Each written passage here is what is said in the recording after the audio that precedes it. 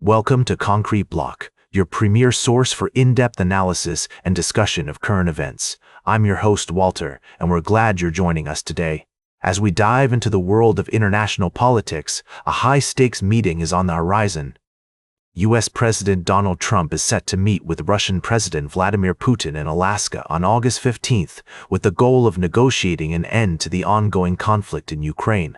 But there's a growing concern that Ukrainian President Volodymyr Zelensky may not have a seat at the table. According to recent reports, European leaders are rallying behind Ukraine, with Nordic Baltic nations reaffirming their support for the country and calling on Russia to end its unlawful war. Germany's Chancellor Friedrich Merz has also expressed hope that Zelensky will be involved in the upcoming summit, stating that territorial issues should not be decided between Russia and America without European and Ukrainian input. Meanwhile, U.S. officials have indicated that President Trump is open to a meeting with both Putin and Zelensky, but preparations are currently underway for a bilateral meeting between Trump and Putin. This has sparked concerns that Ukraine's interests may not be adequately represented in the negotiations. As we continue to follow this developing story, it's essential to consider the perspectives of all parties involved. The conflict in Ukraine has resulted in significant human suffering and economic losses, and a peaceful resolution is crucial for regional stability.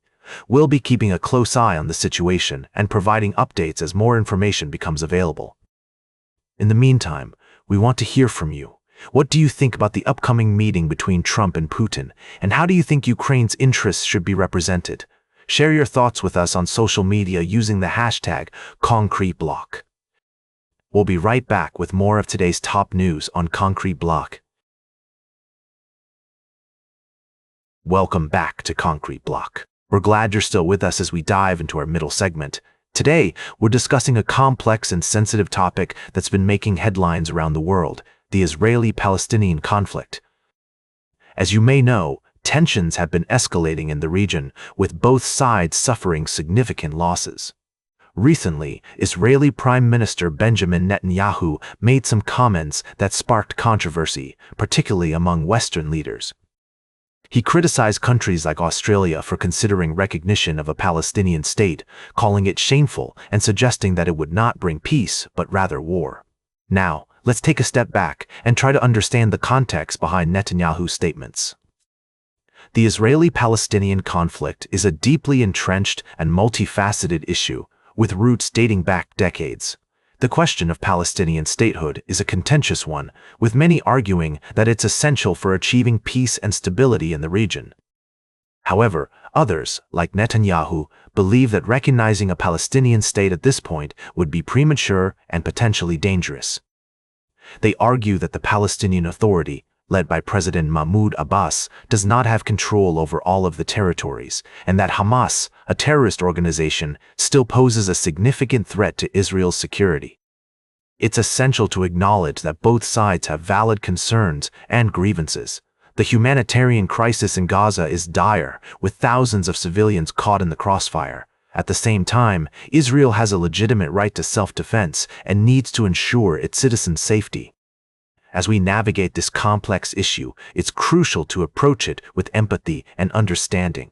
We must consider the perspectives of all parties involved and work towards finding a solution that promotes peace, stability, and coexistence. In recent days, Western leaders have been in talks with President Abbas, urging him to send a strong message about peaceful coexistence with Israel. While this is a step in the right direction, it's clear that there are still many challenges ahead. As we continue to follow this story, we'll provide you with updates and analysis. For now, it's essential to recognize that the Israeli-Palestinian conflict is a deeply complex issue, requiring a nuanced and balanced approach. Stay tuned for our final story of the day, right here on Concrete Block. Welcome back to Concrete Block. We're wrapping up today's show with a deep dive into the complex and evolving situation in the Middle East. As you may be aware, Israeli Prime Minister Benjamin Netanyahu has announced plans for a military takeover of Gaza City, a move that has sparked intense debate and concern both domestically and internationally. To break it down, let's start with the context. The Israeli government has been facing criticism for its handling of the humanitarian crisis in Gaza, where thousands of Palestinians have been killed or injured since 2023. The situation has been exacerbated by a blockade and restrictions on aid, leading to widespread malnutrition and poverty. Netanyahu's plan to occupy Gaza City has been met with opposition from many Israelis, including some within his own security establishment. They argue that such a move would put the lives of Israeli hostages at risk and potentially lead to further destabilization in the region. On the other hand, Netanyahu and his supporters claim that the takeover is necessary to dismantle Hamas's strongholds in Gaza City and restore order. However, critics counter that this approach ignores the root causes of the conflict and may even strengthen extremist groups. As we explore this story, it's essential to acknowledge the diverse perspectives and experiences of those affected by the conflict. Palestinians in Gaza are facing unimaginable hardship, with many struggling to access basic necessities like food, water, and medical care. At the same time, Israelis have legitimate concerns about their security and the threat posed by militant groups. To gain a deeper understanding of the situation, we can look at the various responses from international leaders and organizations. The United Nations has warned that Israel's plan could lead to further human suffering and violate international humanitarian law. Other countries, such as the UK, France, and China, have also expressed concerns about the potential consequences. As we consider the implications of Netanyahu's decision, it's crucial to recognize that there are no easy solutions to this complex conflict.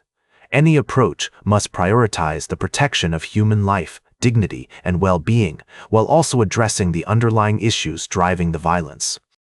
In conclusion, the situation in Gaza is a stark reminder of the urgent need for constructive dialogue, empathy, and cooperation.